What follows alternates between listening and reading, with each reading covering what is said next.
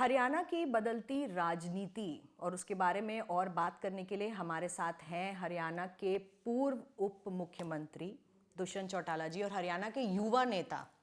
दुष्यंत जी, पहले तो मैं आपसे ये कहूँ कि मैंने सुना कि आप ठीक ठाक खाना बना लेते हैं, तो मुझे ये बताइए कि हरियाणा में जो होने वाला था, तो क्या आपको पहले से ही पता था कि दाल में कुछ काला है? नहीं, खाना और दाल में कुछ काला है, इन दोनों का कोई इकट्ठा होने का औचित्य नहीं है। देखो, राजनीति है और राजनीति के अंदर हर संगठन ये चाहता है कि वो अपना पैर पसारे। भारतीय जनता पार्टी 2 सांसदों से 303 पे पहुंची, आज 370 का लक्ष्य लेके बढ़ रही है। हमारा भी 5 साल में ये टारगेट है कि 10 हमारे विधायक जीते, इसको 46 हम करें। हमारे भी सांसद पार्लियामेंट में जाए जो हरियाणा की बात रख पाए। भारतीय जनता पार्टी भी, उनके 10 सांसद थे, 41 विधायक है, वो चाहती है वो नंबर बढ़ाए। दोनों पार्टीज ने बड़ा अच्छा तरीके से 4.5 साल का अपना काम प्रदेश के अंदर कर कर दिखाया। प्रदेश प्रोग्रेसिव हुआ। डिस्पाइट कोविड जैसी सिचुएशन के हरियाणा की अर्थव्यवस्था में 26% की ग्रोथ हमें देखने को मिली। Overall investment point of view से स्टेट में बहुत ज़्यादा इन्वेस्टमेंट्स आई हैं और ग्लोबली नई ऐसी इंडस्ट्री को हम ला पाए जिसने स्टेट को फ्लरिश किया। वहीं की पार्टीज का आगे चलना नहीं इकट्ठे हुआ, ये तो पॉलिटिकल निर्णय है। ये कोई गैस के ऊपर सब्जी के बराबर तो नहीं है कि मिर्च मसाला बराबर डालना है। किस दिन ये निर्णय होता है उस दिन पार्टी फिर फैसला करती है आगे क्या कदम उठाना है। भारतीय जनता पार्टी ने 10 सीटें अनाउंस कर दी। हमारी पार्लियामेंट्री अफेयर्स कमेटी ने 10 की 10 सीटों पर लड़ने का किया। कांग्रेस जो अपने आप को 10 के दम पे रखती थी, वो 9 सीटों पर आ रही है, उनको आम आदमी पार्टी का सहारा लेना पड़ा। तो ये तो राजनीतिक संभावनाएं क्या बनेगी और भविष्य कैसे बढ़ेगा उस पर निर्भर करता है। पर देखिए, जैसे अब आप कह रहे हैं कि जेजेपी 10 सीटों पर चुनाव लड़ने जा रही है, और क्या आपकी अब रणनीति रहेगी चल के? क्योंकि मैंने ये भी सुना कि आपकी पीएससी की मीटिंग हुई थी, उसमें शायद चंडीगढ़ का भी जिक्र किया जा रहा था। आया सुझाव, किसी 2 सीनियर साथियों ने ये रखा है कि हम प्रदेश की राजधानी पे भी अपना विचार करें, और क्योंकि हमारे पास 7वें चरण में वो चुनाव है, तो हरियाणा के चुनाव के बाद समय भी मिलता है, तो जरूर उसके ऊपर भी आगे हम चर्चा करेंगे। कौन सा साथी हमारे साथ आ सकता है जो कहीं ना कहीं हमें बेनिफिशियल करे उस सीट को निकालने में। मगर हाँ, प्राथमिकता हमारी 10 सीटें हैं, और 10 सीटों पर 5 साल पहले जब हम आम आदमी पार्टी के साथ अलायंस में चुनाव लड़े थे, तो दोनों पार्टियों के भी 7 लाख वोट नहीं आए थे। आज मैं ये विश्वास कर सकता हूँ कि हम 21 लाख का टारगेट लेके चलेंगे और उससे 3 गुना वोट प्रदेश में लाएंगे।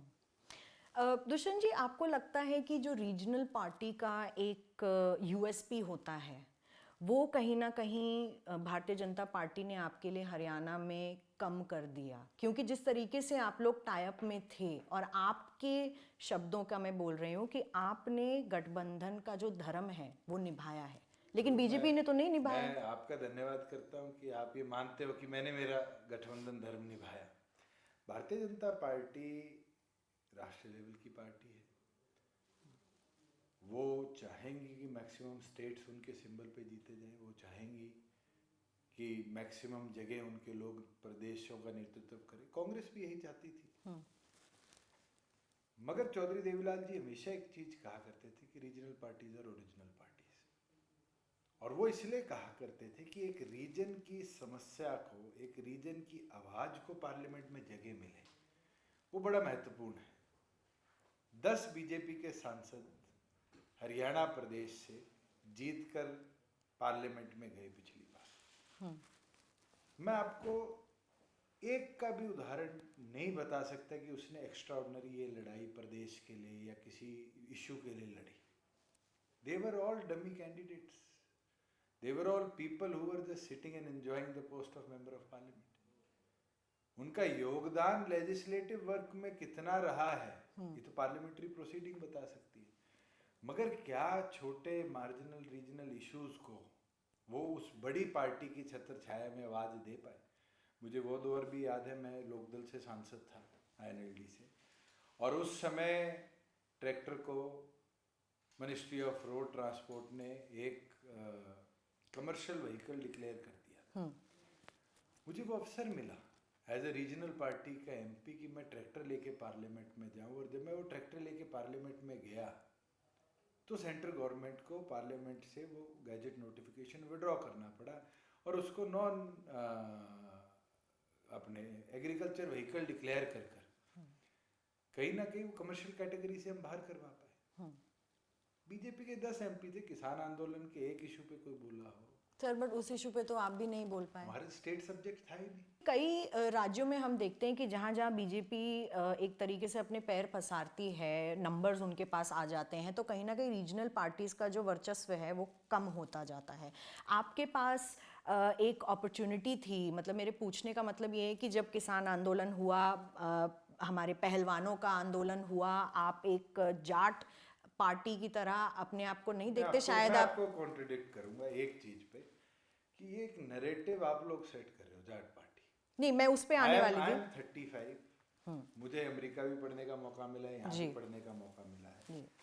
हाँ, you can target me as a युवा party, you can target me as a literate party, but please मेरे संगठन में एमएलए 4 शेड्यूल कास्ट जीत के आए थे, ब्राह्मण जीत के आया था जी।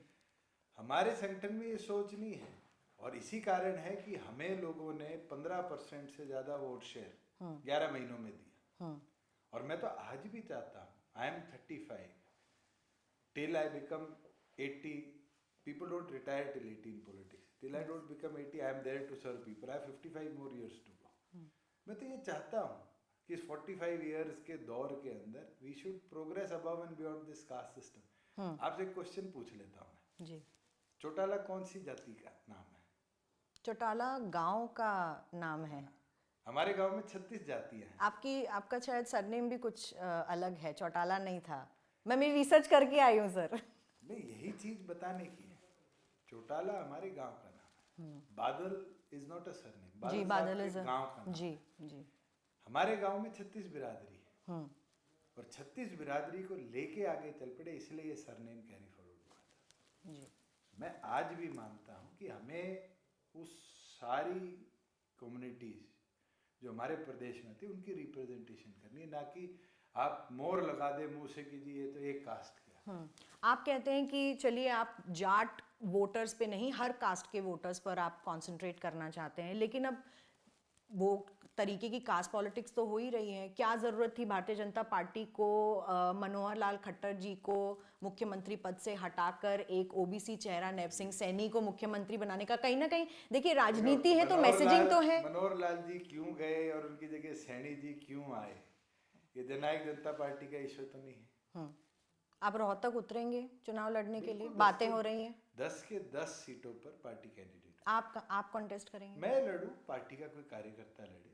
अगर संगठन ये चाहेगा कि मेरी जिम्मेवारी लगाएंगे, मैं तो 4 चुनाव लड़ा हूं पहले, आज तक कभी मना भी नहीं किया, आगे भी नहीं मना करता। हार जीत तो देखो वोटर्स के हाथ में, मगर संगठन के आदेश पर मैदान में उतरना ये बड़ा महत्वपूर्ण है।